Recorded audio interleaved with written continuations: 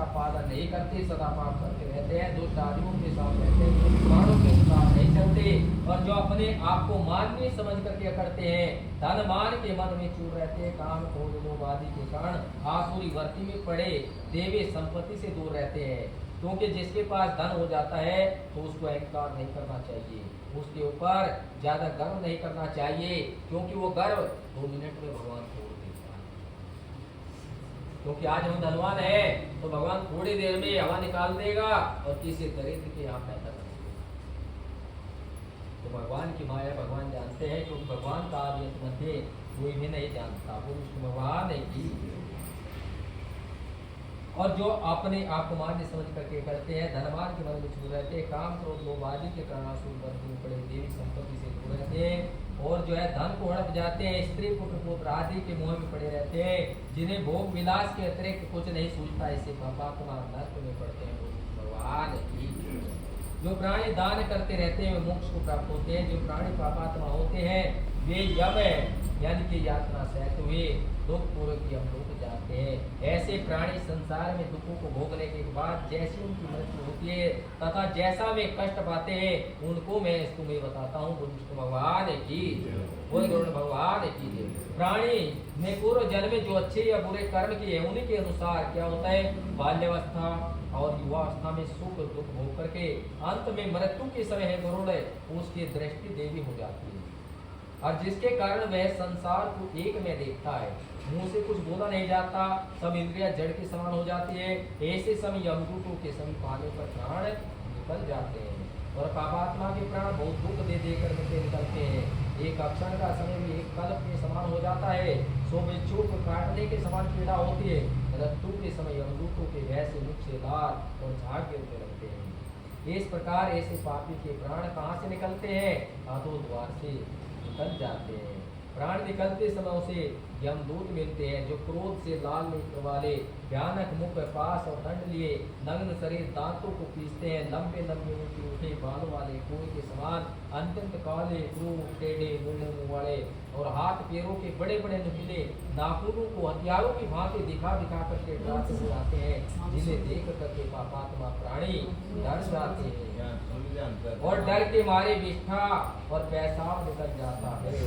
उस समय अंगुष्ठ मात्र क्या होता है, जितना उनका होता है इतना जो है अंगुष्ठ मात्र जीव का आकार करता हुआ जैसे शरीर से निकलता है वैसे ही यानी कि पकड़ लेते हैं। यदि वह अपने घर एवं भाइयों की ओर यानी कि महान दुख से छुटकारा दिलाने के लिए व्याकुल होकर देखता है, उसे कोई छुड़ा नहीं सकता।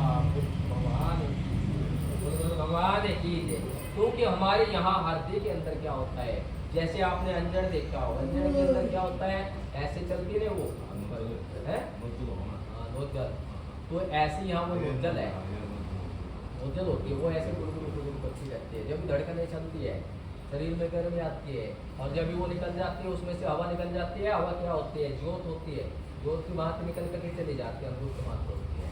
तो वो क्या मिल महात्मा राम कहाँ वहाँ पे मिल जाता है वो संसार में, दिखाई।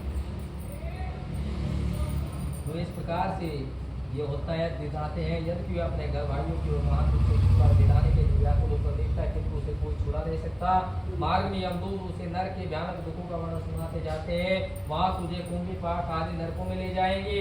यमदूतों के कठोर वचन में भाई बंधुओं के रुदन को सुनकर के वह हाय हाय इस प्रकार क्या करता है, और ऊपर से यमदूतों की प्रताड़ना होती है, उसका हृदय यमदूतों के धमकाने से विदीर्ण हो जाता है। रास्ते में बड़े बड़े कुत्ते आकर के काटते हैं, मार्ग में जब प्यास भूख से व्याकुल होता है, पवन की प्रबलता और सूर्य के तेज से तप्त बादों में चलना पड़ता है, जो वह चलने में असमर्थ हो जाता है, तो यमदूत कूड़ों से मार करके घसीटते हुए ले जाते हैं। ऐसे कठिन मार्ग से गिरता पड़ता वह मूर्छित होकर के कहाँ जाता है, अंधकार में यमलोक में पहुँचता है। और यह 99,000 योजन का रास्ता तय कर उसको घोर नरक की यातनाएं दिखाते हैं, और वह जीव यमराज के दर्शन करता है, और एक अक्षर में ही यमराज की आज्ञा से फिरे उसको मृत्यु लोक में पटक दिया जाता है। यानी कि एक अक्षर का समय ही लेते हैं मामले में।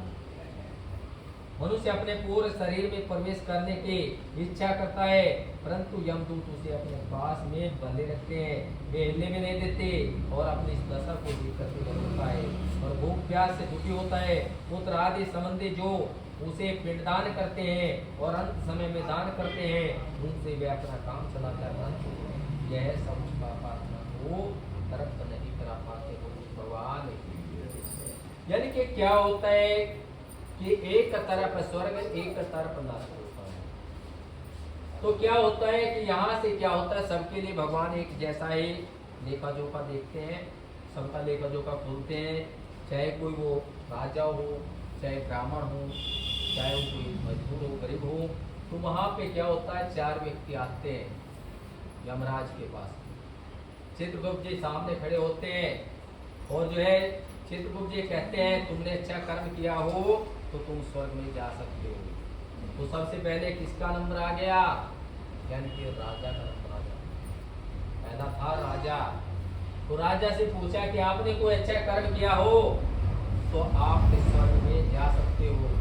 तो उसने कहा कि मैं राजा हूँ संसार में, मैं तो अच्छे कर्म करता हूँ, यानी कि मैं अपनी जनता को अन्न धन से परिपूर्ण करता हूँ, सारे संसार में यानी कि राशन वितरण कराता हूँ, सब कुछ करता हूँ, तो मैं तो सीधा स्वर्ग में जाऊंगा, मैं तो हकदार हूँ।